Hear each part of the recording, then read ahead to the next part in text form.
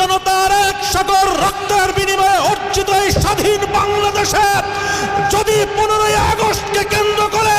কোন নৈরাজ্য সৃষ্টির পায়তারা করা হয়, সারা বাংলাদেশে তাদেরকে প্রতিরোধ করা হবে,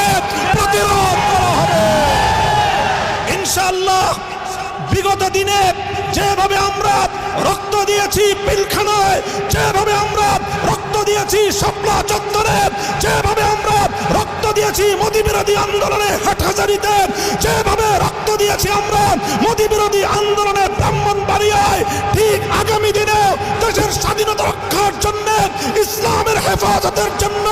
যদি আবার রক্ত দেওয়ার প্রয়োজন হয়, স্বাধীনতার ঝান্ডা নিয়ে রক্ত দেওয়ার জন্য প্রস্তুত থাকবে কারা?